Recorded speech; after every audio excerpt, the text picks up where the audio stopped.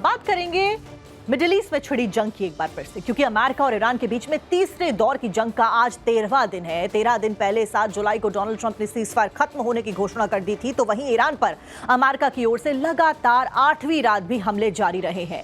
फारस की खाड़ी में दोनों देशों की मिलिट्री एक्टिविटीज तेजी के साथ में लगातार बढ़ती जा रही हैं। अब हमले भी तेज हो रहे हैं दोनों तरफ से। जिस तरह से अमेरिका लगातार ईरान पर हमला अभी कर रहा है, उसी के हिसाब से अगर अंदाजा लगाया जाए तो अमेरिका पर ईरान के हमले भी लगातार जारी हैं, यानी कि दोनों ओर से वार पलटवार देखा जा रहा है। लेकिन ये जंग अभी और भी ज्यादा तेज होने वाली है, विध्वंसक होने वाली है। सबके बीच में एक बड़ी अपडेट, ईरान का कुवैत में अमेरिकी बेस के ऊपर एक बड़ा हमला देखा गया है। कुवैत के जो अमेरिकी बेस है वहां पर कई सारे सैनिकों के मौजूद होने की भी जानकारी है। 2 अहम ठिकानों के ऊपर हमले का वीडियो बाकायदा जारी किया गया है। IRGC के द्वारा ये वीडियो जारी किया गया है, यानी कि ईरानियन रिवोल्यूशनरी गार्ड कॉर्प्स ने ड्रोन हमले का ये वीडियो जारी किया और दिखाया कि कैसे घातक हमला करके अमेरिकी बेस कैंप को ध्वस्त किया गया। कुवैत की ये तस्वीरें हम आपको दिखा रहे हैं। अल अदीवेह कैंप को यहाँ पर निशाना बनाया है। अमेरिका के गोला बारूद डिपो के ऊपर बड़ा अटैक किया है ताकि ना अमेरिका आगे ऐसे अटैक कर सके। अल सलीम बेस पर भी IRGC ने अटैक का दावा किया है। वहीं patriot radar air defence system को बड़ा निशाना बनाया गया है, यानी कि गोले बारूद के हथियार डिपो के साथ साथ में जो डिफेंस इक्विपमेंट्स हैं, यानी कि एंटी डिफेंस रडार सिस्टम्स हैं, एयर डिफेंस रडार सिस्टम्स हैं, उनको यहां पर टारगेट किया जा रहा है। ईरानी सेना की ओर से यह भी कहा गया है कि दुश्मन लगातार ईरानी लोगों को मार रहा है। पुलों, बुनियादी ढांचे और आम नागरिकों पर होने वाले हमलों का जवाब आक्रामक तरीके से दिया जाएगा, क्योंकि अमेरिका ने बीते दिनों में कई सारे इंफ्रास्ट्रक्चर्स को टारगेट किया, इंटरकनेक्टिंग ब्रिजेस को टारगेट किया और वॉर एथिक्स के ये खिलाफ माना जाता है। खासकर सिविलियंस के ऊपर अमेरिका ने अटैक किया। यही कारण है कि बाकायदा ये वीडियो जारी करते हुए बताते हुए कि आपके अटैक का ये आक्रामक तरीके से हमारा जवाब है। ऑपरेशन थंडरबोल्ट के 16वें फेज में कुवैत के 2 अमेरिकी बेस को निशाना बनाया गया। अल अदीवेह कैंप में मौजूदा गोला बारूद डिपो और अल सलीम बेस पर मौजूद patriot radar air defence radar को ध्वस्त करने का दावा ईरानी सेना ने किया है। इस सब के बीच में कुवैत में ईरान के हमलों के बाद में भगदड़ की स्थिति देखी जा रही है। कुवैत इंटरनेशनल एयरपोर्ट से जो तस्वीरें सामने आई हैं वो हैरान कर देने वाली है। दरअसल इस एयरपोर्ट पे भारी संख्या में जो लोग हैं वो इधर से उधर भागते हुए नजर आ रहे हैं। आपको तस्वीरें दिखाते हैं कि कैसे अल अब्दुल्ला अकेडमी पर ईरान ने ये बड़ा हमला किया है। हमले में बड़े नुकसान का भी दावा यहाँ पर किया जा रहा है। धुएं का गुबार और आग की ऊंची उठती हुई लपटें। वहीं दूसरी तरफ एयरपोर्ट के ऊपर भारी संख्या में लोग जुट रहे हैं। कुवैत से सभी लोग भागना चाह रहे हैं। जो भी लोग फिलहाल यहाँ पर मौजूद हैं, ये सभी विदेश फ्लाई करने के लिए यहाँ पर आए हैं और भगदड़ जैसे हालात फिलहाल कुवैत इंटरनेशनल एयरपोर्ट पर मचते हुए नजर आ रहे हैं। यानी कि अमेरिका ने जिस भ्रम में आकर ईरान पर फिर से जंग थोपी थी, उसका खामियाजा खाड़ी के देशों को भुगतना पड़ रहा है। कुवैत में ईरानी हमलों के बाद हड़कंप मचा हुआ है, जिसकी ये तस्वीरें सामने आई हैं। आपको ये 2 तस्वीरें दिखा रहे हैं कैसे कुवैत पर ईरान के हमले की बाद में लोग यहाँ पर इंटरनेशनल एयरपोर्ट पर भीड़ लगाते हुए नजर आए हैं। जब ईरान ने कुवैत की 7 अल अब्दुल्ला अकेडमी के ऊपर अटैक किया, इस हमले में अकेडमी पूरी तरीके से तबाह हो गई। ये पहली तस्वीर में आप देखिए। ऐसे कई सारे हमलों के बाद में अब कुवैत में रह रहे लोग वहां से भागने की कोशिशों में लग गए हैं, जिस वजह से वहां के एयरपोर्ट्स पर भारी भीड़ कैसे जुटी है ये भी आप समझिए। लोग हर हालत में कुवैत को छोड़ देना चाहते हैं, इन तस्वीरों के जरिए यही समझ आता है। लेकिन बावजूद इसके जो ईरान है वो हमला लगातार जारी रखे हुए है। तो एक तरफ जहां पर कुवैत में अमेरिकी ताकत पर ईरानी ड्रोन भारी पड़ रहे हैं, तो वहीं खाड़ी के एक और मोर्चे जॉर्डन पर भी ईरान का कहर बरसता हुआ नजर आ रहा है। इसी से जुड़ी हुई खबर आपको बता दें, जहां पर जॉर्डन में अमेरिकी बेस के ऊपर ईरान ने एक बड़ा हमला किया है। बीते दिन भी ऐसे ही हमलों की खबर सामने आई थी, जब जॉर्डन, कुवैत, बहरीन, इन सभी जगह पर टारगेटेड अटैक ईरान के द्वारा किए गए थे। अब ईरानी हमले में अमेरिका के 2 जवानों की मौत यहां पर हो गई है। जॉर्डन की तस्वीरें हम आपको दिखा रहे हैं। ईरान ने जॉर्डन में अमेरिकी बेस के ऊपर कई मिसाइलें दागी हैं। हमले के बाद में जो खबर मिली है वो ये कि एक जवान फिलहाल अमेरिका का लापता है, जो कि इस बेस पर मौजूद था। वहीं 4 अस्पताल में भर्ती कराए गए, उनका इलाज जारी है। वहीं ईरानी हमले के बाद जॉर्डन के मुवाफक सॉल्टी एयरबेस और उसके आसपास के इलाकों में काले धुएं का गुबार उठता हुआ नजर आ रहा है। बताया ये जा रहा है कि ईरान का ये हमला बीती रात मीडियम इंटरमीडिएट रेंज की बैलिस्टिक मिसाइल से किया गया, जो कि अपने आप में बेहद घातक मिसाइल कही जाती है। तो आप देखिए कि कैसे फिलहाल जो हमले के बाद की तस्वीरें हैं वो सामने आई हैं। ईरान ने एक बड़े अटैक को अंजाम दिया। बाकायदा ईरान भी अपना शक्ति प्रदर्शन करने के लिए अटैक के जो वीडियोस हैं वो जारी कर रहा है और ये दिखा रहा है कि कैसे इस जंग में ईरान कभी कहीं से कहीं तक पीछे नहीं है। जॉर्डन पर डायरेक्ट हिट किया और बाकायदा इतनी सटीकता के साथ में जो हमले हैं वो किए जा रहे हैं कि कई जाने जा रही हैं और एयरबेस जो अमेरिका के हैं टारगेटेड अटैक्स में पूरी तरीके से तबाह हो जा रहे हैं। अब ये दो तस्वीरें आपको दिखा रहे हैं। पहली तस्वीर ईरान के उस बेस की है जहां से अमेरिका पर लगातार हमले ईरान कर रहा है, IRGC हमला कर रहा है। ये वीडियो उस वक्त का बताया जा रहा है जब ईरान ने जॉर्डन में अमेरिका के बेस को टारगेट किया है। अमेरिकी डिफेंस इस बात को लेकर बेहद हैरान और परेशान है अब कि ईरान के हमले इतने ज्यादा सटीक कैसे हो सकते हैं। ईरान की मिसाइलें डायरेक्ट हिट कर रही हैं और सटीकता के साथ में अपने टारगेट के ऊपर कहर बनकर टूट रही हैं। ये हमला जॉर्डन में अमेरिकी मिलिट्री के बेस पर इतनी ज्यादा सटीकता और तेजी के साथ में हुआ है कि किसी को संभलने तक का मौका नहीं मिला। इस हमले में 2 जवानों की मौत हो गई है। अमेरिका ने इस बात को कंफर्म भी किया है कि हमारे 2 जवान ईरान के इस हमले में मारे गए हैं, जबकि 1 जवान लापता बताया जा रहा है और 4 घायलों को अस्पताल में अमेरिकी जवानों को भर्ती कराया गया है।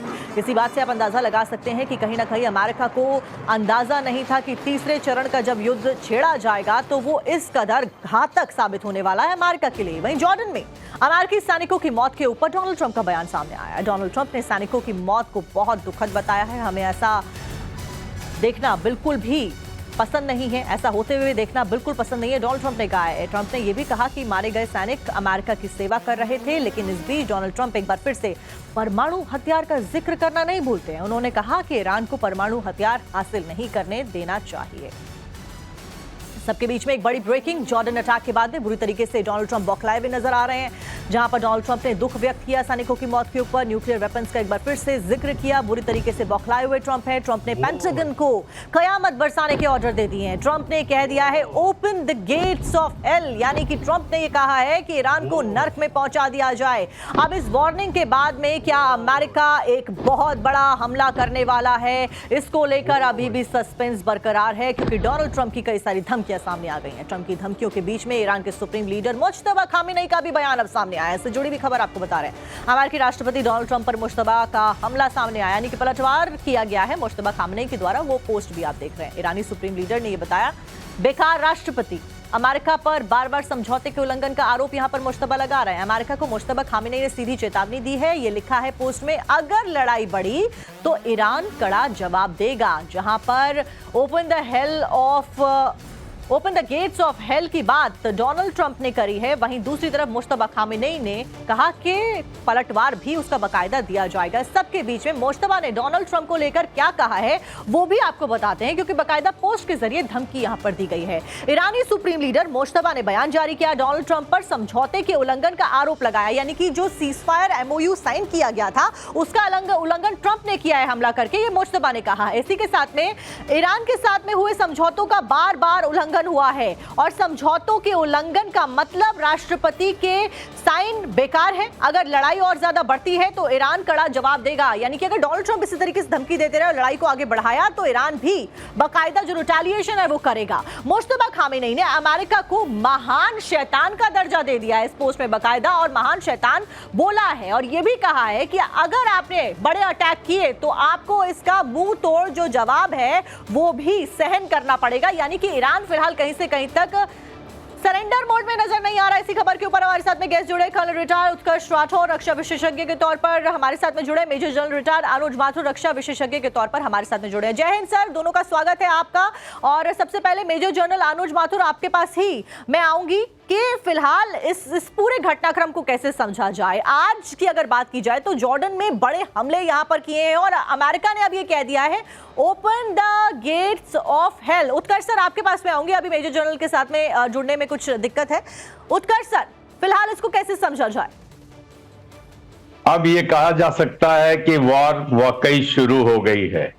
दोनों पक्षों ने अब ललकार दिया है और जैसा कि आप कह रही थी कि सारे हमले सटीक हो रहे हैं, अभी भी कोई नहीं पूछ रहा है कि ईरान को कौन ये इंटेलिजेंस दे रहा है।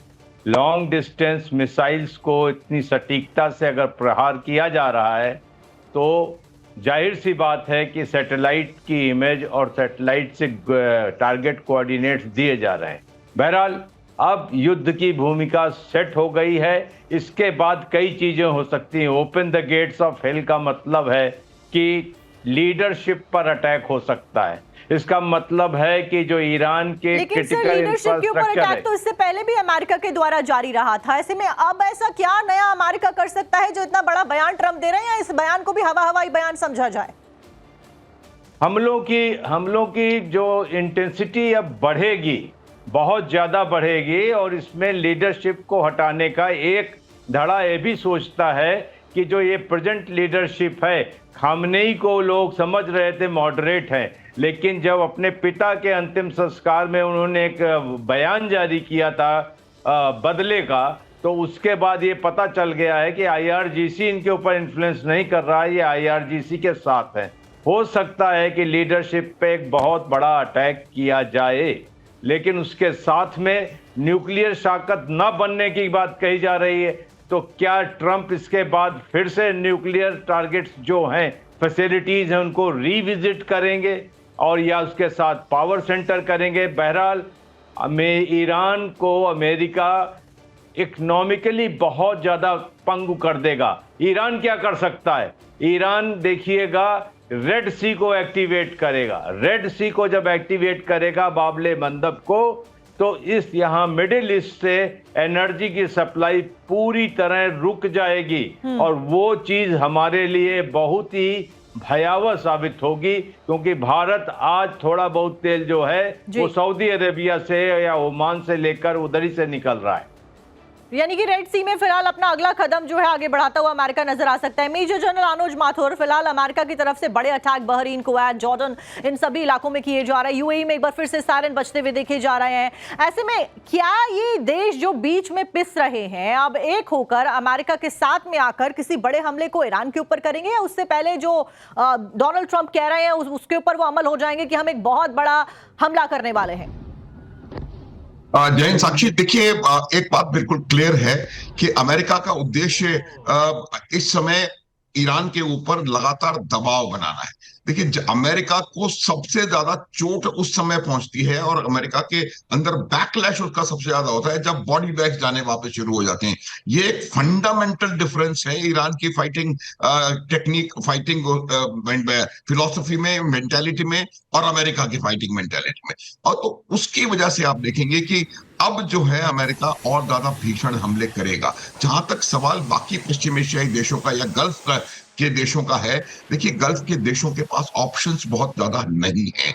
उनके पास ऑप्शन, आप मुझे बताएं कि किस प्रकार से गल्फ के देश अपने आप अपने लेवल के ऊपर जाकर के कोई और कार्रवाई कर सकते हैं या अपनी सुरक्षा को यकीन करवा सकते हैं। ये उनके लिए अकेले संभव नहीं है, क्योंकि वो शायद इतने निर्भर रहे हैं हमेशा से अमेरिका के ऊपर कि उनका अपना जो डिफेंस मैकेनिज्म है या वॉर फाइटिंग कैपेबिलिटी का जो मैकेनिज्म है वो कहीं ना कहीं पूरा उभर करके नहीं आया। अब उनको ये समझ में आ रहा है, लेकिन चारा नहीं है।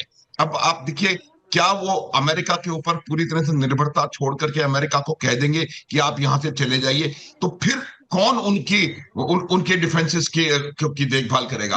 तो ये उनके पास और कोई वजह नहीं होगी, सीधे जाके ईरान के पहलू में बैठना पड़ेगा। तो मेरा ये मानना है कि जो करंट सिचुएशन है वो जो अलाइनमेंट विल कंटिन्यू, और इसमें अमेरिका लगातार ईरान के ऊपर हमले करता रहेगा, ईरान को कमजोर करने का प्रयास करेगा। सर, और कौन से वो मिसाइल सिस्टम है जो कि अमेरिका एक्सपेक्टेडली अब यूज कर सकता है? हाइमर्स का इस्तेमाल किया जो कि बहुत घातक है अपने आप में। अब कौन से बड़े हमले करने के लिए अमेरिका नया हथकंडा अपनाने वाला है? क्योंकि तीसरे चरण का युद्ध जब छेड़ा, क्योंकि ईरान अब ये आरोप लगा रहा है कि आपने उल्लंघन किया है, अमेरिका कुछ भी कह ले, लेकिन अब अमेरिका का अगला कदम क्या होने वाला है? कौन से वो बड़े मिसाइल्स हैं जिसको दागने वाला है अमेरिका? देखिए, अमेरिका के पास बहुत सारे हथियार उनके पास हैं। जहां आपने हाइमार्स का वो किया जिक्र, हाइमार्स एक आर्टिलरी सिस्टम है, रॉकेट सिस्टम है जिसको कि जमीन से छोड़ा जाता है, और ये चूंकि जमीन से छोड़ा जाता है इसलिए ये बात निश्चित है कि या तो कुवैत से या इराक में जहां उनके बेसिस हैं वहां से इनको प्रयोग में लाया गया है। क्योंकि इसकी रेंज लिमिटेड है, 300 किलोमीटर तक है। इसके अलावा अमेरिका के पास हर किस्म के मिसाइल्स, चाहे वो हाइपरसोनिक हो या क्रूज मिसाइल्स हो और टॉमाहॉक मिसाइल्स हो, उनके पास बहुत बड़ा जखीरा है। ये बात कहना कई बार सुनने को आई है, ये बात कि अमेरिका की मिसाइल्स खत्म हो रही हैं, उनकी ये कम हो रहा है। अमेरिका एक बहुत बड़ी सामरिक शक्ति है, दुनिया की सबसे ज्यादा ताकतवर देश है। उसके पास कई किस्म के हथियार अभी भी मौजूद हैं जो लंबी दूरी से हमला करने की काबिलियत रखते हैं। अब एक चीज और आप देखने को देखेंगे कि जो नीचे समुद्र के अंदर से सबमरीन से हमले करने की कोशिश, टॉमाहॉक मिसाइल्स को वो सबमरीन से फायर करने की काबिलियत रखता है, और वो काबिलियत खाड़ी में अभी इस समय मौजूद है। तो फिलहाल उनका मकसद ये रहेगा कि किसी प्रकार से ईरान की दो चीजों पर लगातार हमले करके उसकी काबिलियत को डिग्रेड करें। पहला, उसकी war fighting and war controlling ability. War controlling में इसलिए कहता हूं, देखिए जो लॉजिस्टिक्स, कमांड एंड कंट्रोल और कम्युनिकेशन के सेंटर्स हैं, उन पे एक सिस्टमेटिक तरीके से लगातार हमले हो रहे हैं। और दूसरा, उनकी जो इंफ्रास्ट्रक्चर है, कनेक्टिंग लिंक्स, जैसे ब्रिजेस के ऊपर अभी हाल फिलहाल में अगर अभी देखा जाए 7 से 8 दिन में तो बड़े हमले अमेरिका ने कर दिए, और इसी बात की निंदा, सिविलियंस के ऊपर अटैक और ब्रिजेस के ऊपर अटैक करने की निंदा मुश्तबा खामेनेई ने भी अपने बयान में की। आपको रोकते हुए सर, यहाँ पर अमेरिका और ईरान के बीच में जिस तरीके से हमले तेज हो रहे हैं, ये बता दें कि अमेरिका से एक बड़ी अपडेट सामने आ रही है। अमेरिकी विदेशी विभाग की जंग को लेकर एक चेतावनी सामने आई है। दुनिया भर में अमेरिकी नागरिकों के लिए चेतावनी जारी की गई। हालात जटिल, अचानक बिगड़ने की आशंका जताई है। अमेरिकी विभाग ने दुनिया भर में मौजूद अमेरिकी नागरिक, खास करके जो पश्चिमी एशिया में रहने वाले अमेरिकी हैं, उनको लेकर चेतावनी में कहा है कि ताजा घटनाक्रमों के लिए खबरों पर बारीकी से नजर बनाए रखें, अपने दूतावास के संपर्क में रहें। ऐसे में ये बड़ी वार्निंग के तौर पर अब देखा जा रहा है, क्योंकि इससे पहले ऐसी वार्निंग अमेरिकी सिटीजन्स को ऑल ओवर द वर्ल्ड जो रह रहे हैं उनको नहीं दी गई थी। क्या वार्निंग में कहा गया, इसके ऊपर भी नजर डाल लेते हैं। पश्चिमी एशिया में तनाव की वजह से अमेरिकन सिटीजन्स को रेड अलर्ट पर एक तरीके से वहां के फॉरेन विभाग ने फिलहाल रखा है। अमेरिका की दुनिया भर में जितने यात्री हैं उनको लेकर एडवाइजरी सामने आई है, यानी कि अमेरिकन सिटीजन्स को लेकर अमेरिकियों को संभावित खतरों को लेकर आगाह इस अलर्ट में किया गया है। अलर्ट पर रहने के लिए कहा गया। अमेरिकी विदेशी विभाग ने यात्रियों पर यह चेतावनी जारी की है। एडवाइजरी में पश्चिमी एशिया में बढ़ते तनाव का हवाला यहां पर दिया गया है। उसी को लेकर खबरों के ऊपर जो बारीकी है वो आप रखिए नजर, और अचानक से हालात बिगड़ने की भी यहां पर आशंका जताई है, क्योंकि जाहिर तौर पर जो हमले हो रहे हैं उसकी वजह से हालात और ज्यादा बिगड़ने ही वाले हैं अगर हमले अमेरिका की तरफ से नहीं रोके गए। खाड़ी के क्षेत्र में अमेरिका और ईरान की सैन्य एक्टिविटीज बहुत ज्यादा बढ़ गई है, बात इसमें लिखी गई है। अमेरिकियों को सुरक्षित और अपडेटेड रहने की चेतावनी दी गई है, यानी कि आने वाले समय में इस एडवाइजरी के आने के बाद में यह समझा जा सकता है कि हमले और भी ज्यादा बढ़ सकते हैं। अमेरिकी दूतावास के जारी निर्देशों का पालन करने की नसीहत भी अंत में इस पूरी एडवाइजरी में अमेरिकी फॉरेन विभाग के द्वारा फिलहाल दी गई है। और जो सिटीजन्स हैं पश्चिमी एशिया में खास करके जो रह रहे हैं उनसे कहा है कि आप अलर्ट पर रहिए, क्योंकि जो स्थिति है वो आगे बढ़ सकती है